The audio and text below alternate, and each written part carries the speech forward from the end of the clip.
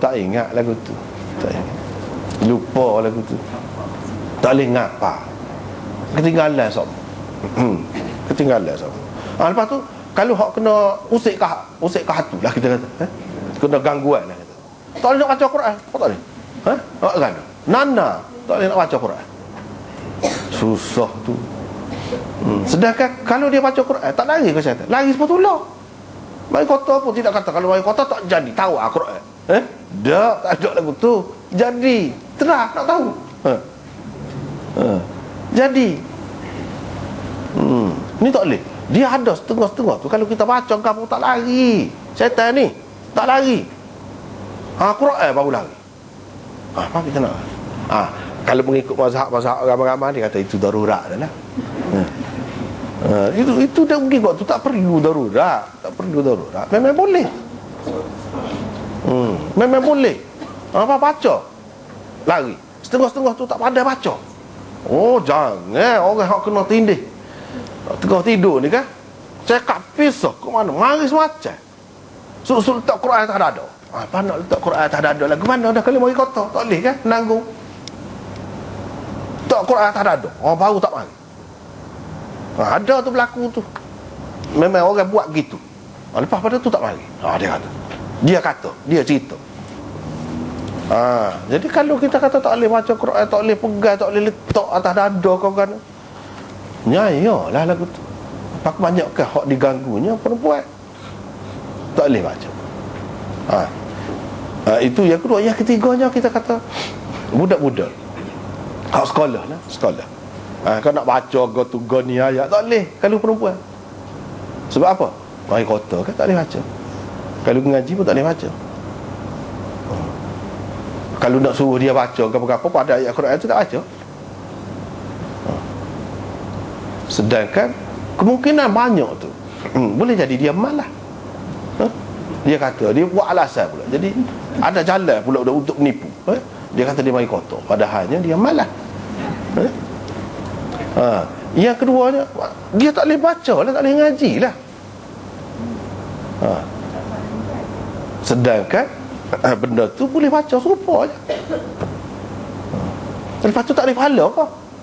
Sepatutnya je kalau mengikut ni boleh pahala. Kalau kita ikut hak tak boleh tu, tak boleh pahala lah kita baca Quran.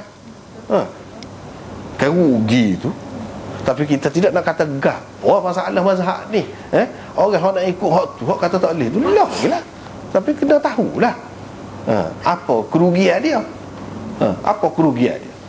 Orang hak kata boleh tu, dia dapat banyak faedah. Banyak faedah. Hak ni ayat hadis ni nak sebut orang Islam tu tidak najis. Bila tidak najis, dia sesuai lah dengan Quran. Boleh lah pegang Quran. Lepas tu orang duk kata la yamassuhu illal mutahharun. Tu dalam Quran sebut benar tu tak boleh sentuh Quran kecuali orang-orang yang suci. Dia tak mari hak tu pula.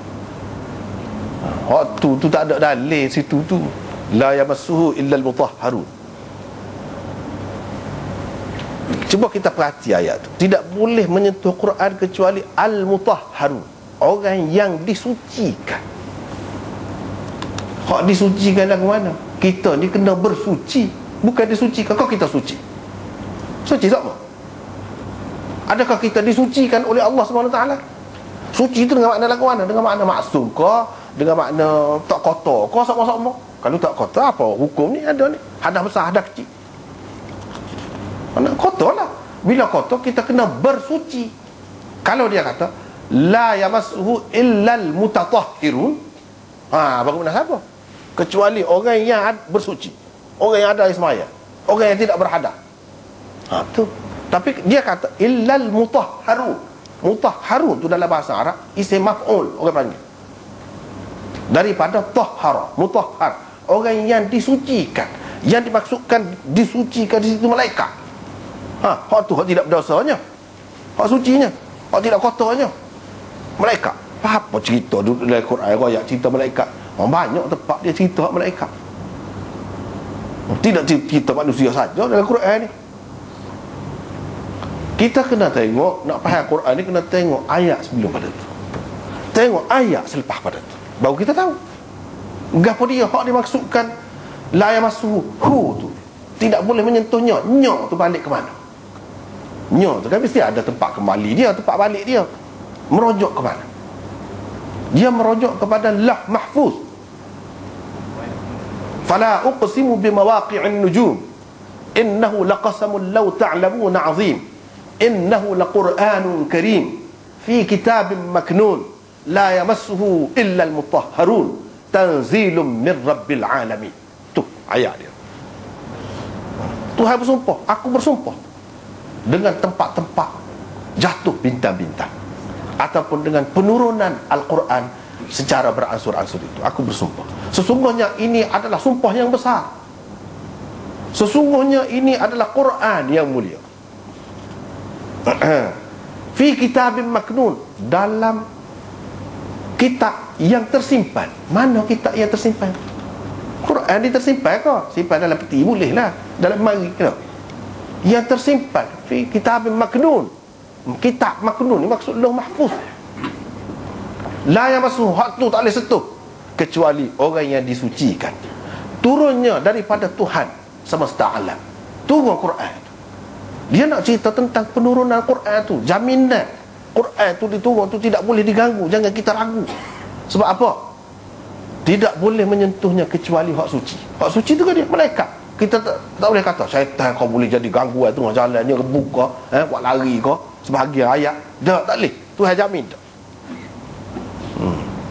Turun daripada Tuhan semesta alam. Bila Tuhan tu waktu turun, dia mesti jagalah. Nak cerita tentang keterpeliharaan Al-Quran tu. Lepas tu Tuhan sebut, dia bersumpah dengan tempat jatuh bintang-bintang. Apa? Sebab jin syaitan ni dia nak dapat rahsia langit.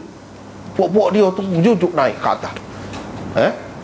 Dalam Quran ada sebut, illa man istaraqa sam'a fa atba'ahu shihabun mubin. Shihabun mubin tu taik-taik bintang tu lah. Dalam Quran dia sebut, kena panah. Hak tu yang dikatakan mereka tak boleh nak pergi tu. Hak bolehnya pegang Quran, bawa Quran dengan kawalan yang penuh tu malaikat. Hak tu hak suci. Nak cerita Quran tu proses, bukan nak cerita Quran hak dalam dunia ni. Hak tu proses turun dia tu terjamin. Tuhan bersumpah benar. Quran ini Quran yang mulia, fi kitabim maknun, ada di dalam sana asal silahnya. Nak boleh sapa kita ni. Sebab kalau kita kata tak boleh sentuh, tak boleh sentuh tu maksudnya manusia tak kena. Sebab apa?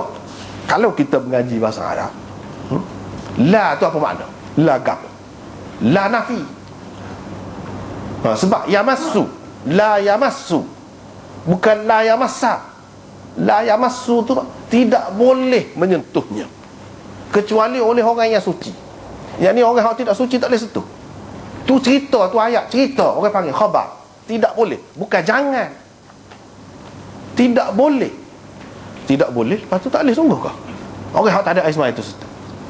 Kalau tak ada air semai sentuh tu boleh. Pahala ke mana Tuhan kata tak boleh?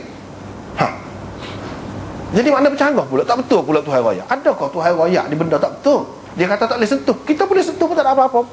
Tidak kata jadi panah tangan, jadi lembek tangan. No. Jadi sakit tangan, tak ada.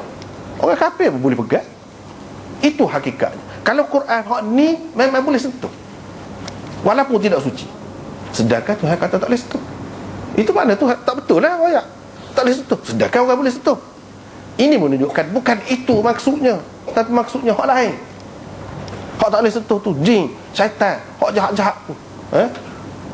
Apa ni kita panggil makhluk halus. Tak boleh sentuh, tak boleh ganggu. Memang pun kita duduk tengok hatu, iblis, syaitan takut benar. Kalau sebut Quran, baca Quran tak boleh. Dia tak boleh sentuh tu. Sentuh tu hangus dia, terbakar dia. Dia kena mengenal dengan cerita lain.